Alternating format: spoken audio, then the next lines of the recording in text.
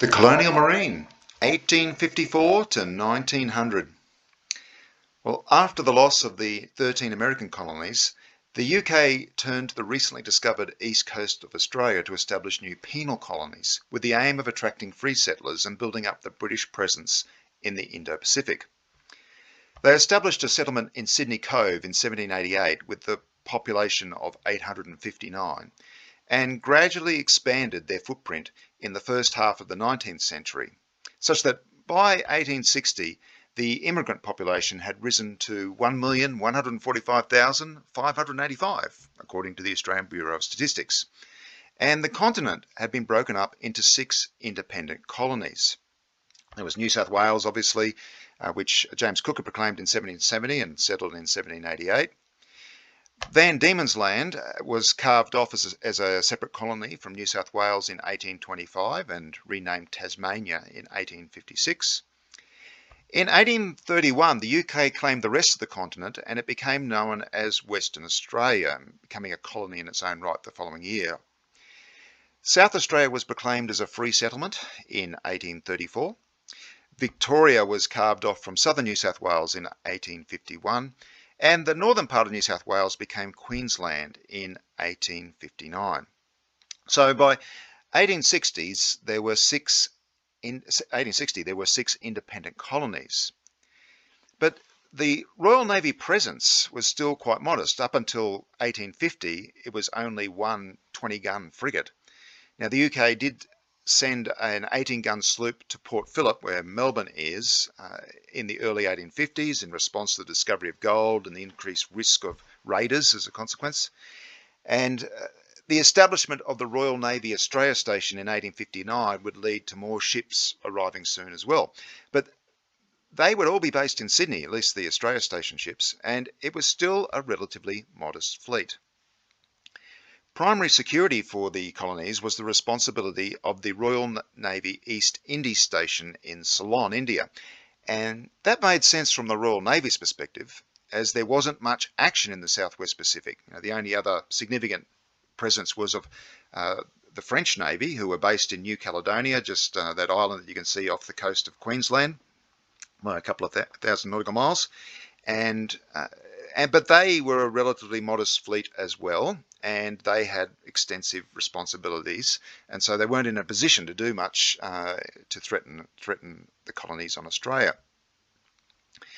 So there wasn't much threat in the Southwest Pacific, and if any nation were to try something, they'd know they'd have the snot beaten out of them by the Royal Navy in short order.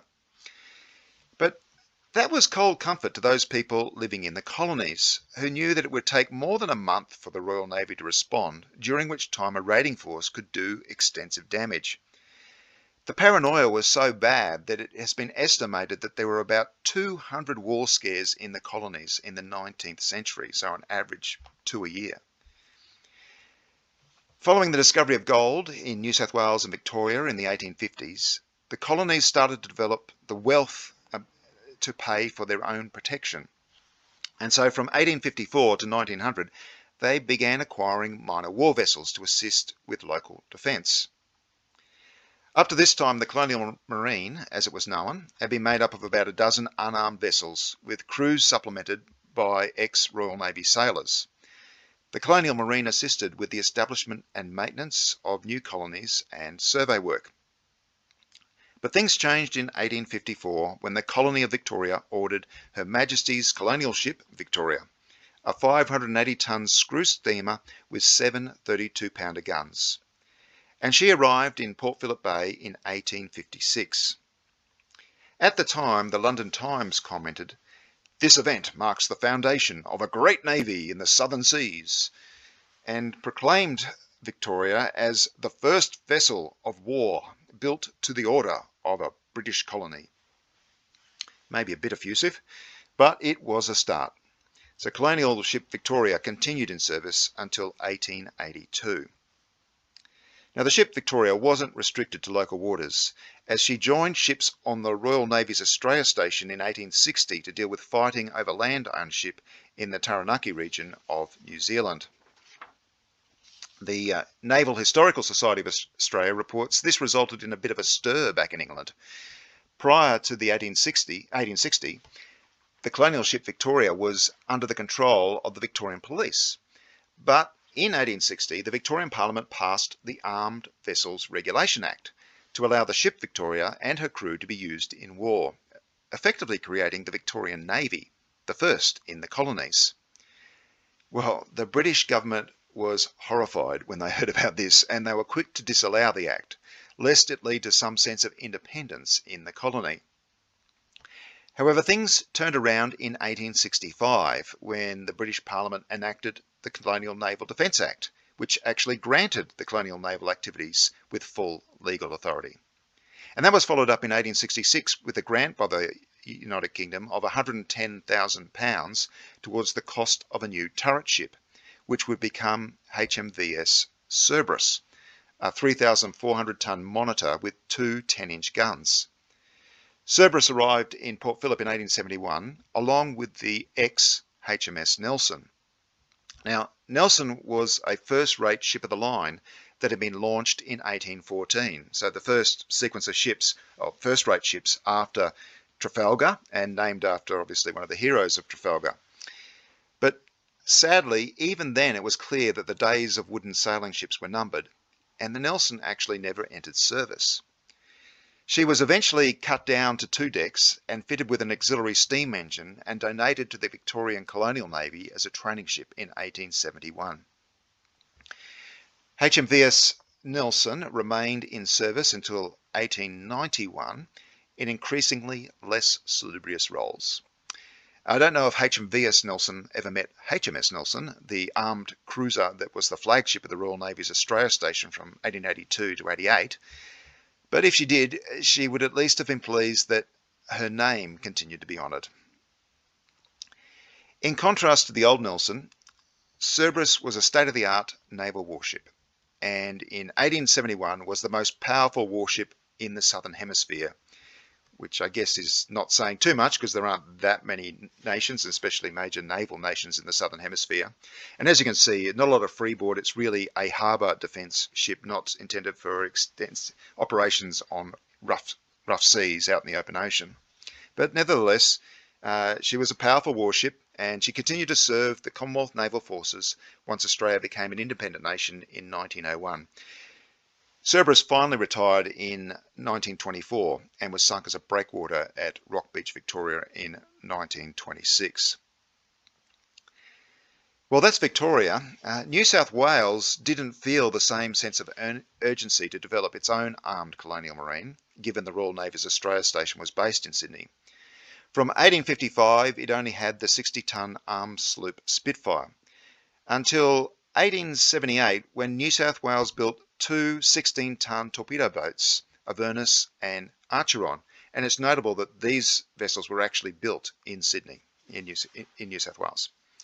The United Kingdom also donated the steam frigate HMS Wolverine to New South Wales when it was relieved as flagship of the Australia Station in 1882. Wolverine, like Nelson, served as a training ship. 1884 saw a flurry of orders following renewed concerns of Russian aggression. Russia had long taken an interest in the colonies of Australia. As early as 1814, 2 Russian warships had made a friendly visit to Sydney following the Napoleonic Wars, when Britain and Russia obviously had a common enemy in France. Russia's exploration of Antarctica meant even more visits by Russian warships, and the colonialists started getting nervous. The outbreak of the Crimean War obviously made everyone feel much worse, especially when news was heard that the Russian Pacific Fleet was at sea. In the 1860s, tensions between Britain and Russia were heightened again over a situation in Poland, and that coincided with the flagship of Russia's Pacific Fleet visiting Port Phillip, Melbourne. All sorts of paranoia broke out. Newspapers even declared that war had broken out between Britain and Russia, creating an almost panic, but that was just fake news and a hoax. There's evidence of Russia considering the wealth that was available in Australia, but as far as I've found out, there were no actual plans for military action. Russia regarded the Pacific as its territory, and therefore it's normal in its way of thinking for it to visit the colonies on the east coast of Australia. But that didn't mean in Russia's mind that they were snooping it out or checking it out or thinking of doing something more than that. They were just showing that this is our area of influence. In 1882, panic in the colonies rose to fever pitch when a squadron of 3 Russian warships under the command of Admiral Aslanbegov visited Sydney and Melbourne. The squadron was made up of the steel-hulled cruiser Africa, 2,800 tonnes, the clipper Vestnif, 1,400 tonnes, and the Platon of 2,000 tonnes. These were of comparable size to the ships of the Australia Station, but more modern and potentially more powerful. In response, the Royal Navy sent the 7,600-tonne armoured cruiser HMS Nelson to Sydney later that year as the new flagship of the Australia Station, and would establish an even more powerful fleet in Sydney from 1890. You may remember from the Australia Station video that there was a massive jump up in the capability of the Royal Navy fleet of the Australia Station when HMS Nelson arrived. And this is why they were responding to Russia flexing its muscles in the Southwest Pacific. Well, that was all fine for Sydney having Nelson there, but the other colonies were feeling the pressure now as well, and they saw the need to have ships of their own. In 1884, Victoria, the colony of Victoria, which still had the Cerberus, acquired 2 gunboats. The first, called Victoria, replacing the previous vessel, 511 tonnes and a single 10-inch gun, and the second, named Albert, 370 tonnes with an 8-inch gun and 2 6-inch breech-loading guns, along with torpedo boats Childers, Lonsdale and Nepean. And you can see a picture on the screen there of the torpedo boat driving through the swell outside of the heads of Port Phillip Bay. That would have been pretty hairy being out in the open ocean in that small vessel. They were joined in 1891 by the torpedo boat Countess of Hopetown.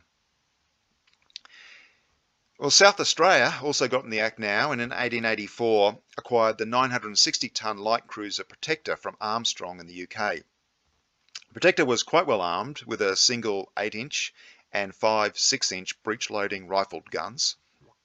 She was so promising that she was actually loaned to the Admiralty for service in China during the Boxer Rebellion, and on Federation was absorbed into the Commonwealth Navy, doing service in local defence in World War I and even briefly in World War II as a transport for the US Army before being damaged in a collision near Gladstone in Queensland. Protector ended up becoming a breakwater at Heron Island, a tropical resort island near Gladstone. Queensland also got into the act and ordered 2 gunboats in 1884, also from Armstrong in the UK, and they were Gayunda and Paluma, both about 360-tonne steel gunboats with single 8-inch and 6-inch guns. You can see here a picture of Paluma washed up on dry land. That happened in one of the big floods in Brisbane. They come through about once every 50 years. They're very big floods, and just picked up Paluma and deposited it on the shore. They were wondering how to get it back into the river, and fortunately there was another flood, not quite as big, that came by shortly thereafter, and they were able to use that to refloat it and get it back in the river. Well, Paluma and Gayunda were joined by the 35-tonne second-class torpedo boat Mosquito in 1885. Those 3 vessels were all transferred to the Commonwealth Navy in 1901 as well, with Gayunda and Paluma serving as patrol craft in World War I in local waters before being scrapped. Things were a bit quieter down in the colony of Tasmania, and I guess perhaps they didn't quite have as much money to spend, and they only acquired a second-class torpedo boat in 1883. So the Colonial Marine was made up of a light cruiser, 4 gunboats, the Monitor Cerberus, and 7 torpedo boats, all of them obviously owned and operated by their own colonies. It doesn't sound like much, but to this should be added the 5 2,500-tonne Pearl-class protected cruisers that joined the Australia Station in 1890, because these were paid for in part by the colonies, with the express purpose of them being crewed in part by the colonialists in order to build up their maritime forces. Well, in 1901, Australia became an independent nation, 1st of January, with a population of nearly 4 million, at which time the colonial vessels transferred to the nation's Commonwealth Naval Forces and then to the Royal Australian Navy when it was gazetted in 1911. The RAN also started off with 2 River-class torpedo boats of 750-ton displacement, and the Challenger-class protected cruiser HMS Encounter was transferred from the Royal Navy Australia Station in 1912, before the bulk of the new fleet, led by the Indefatigable class battlecruiser HMAS Australia, arrived in Sydney Harbour in 1913. Well, that all gives background to the establishment of the Royal Navy, the Royal Australian Navy, I should say. Without this background, the arrival of the new fleet in 1913 can feel like it comes out of the blue. Where did the crew come from? How did this new nation suddenly have the ability to operate such a sophisticated fleet of vessels? The answer is the Royal Navy's Australia Station, supplemented by the Colonial Marine. Many of the crew for the RAN's first fleet were Australian-born, and many others were ex-Royal Navy sailors who ended up settling in Australia, resulting in a gradual build-up in naval skill and depth. Now, this exchange of personnel between the Royal Navy and the Australian colonies had been going on from the very beginning. In fact, the first Australian-born person to achieve flag rank in the Royal Navy was Philip Parker King, born in 1791, just 3 years after the settlement of New South Wales was established. And he was born to the eventual third Governor of New South Wales, Captain Philip Gidley King. So from the beginning, there was this exchange between the Australian colonies and the Royal Navy, which is not surprising because the colonies were actually established by the Royal Navy. The Royal Navy was given the responsibility of setting up the colonies. They commanded the colonies for the first few decades, and so that this interaction between the Navy and the colonies of Australia have been going on from the beginning and continued right through, which is why they were ready to take on this fleet in 1913. Well, so ends the story of the Colonial Marine and how it influenced the establishment of the RAN. Thank you for joining us.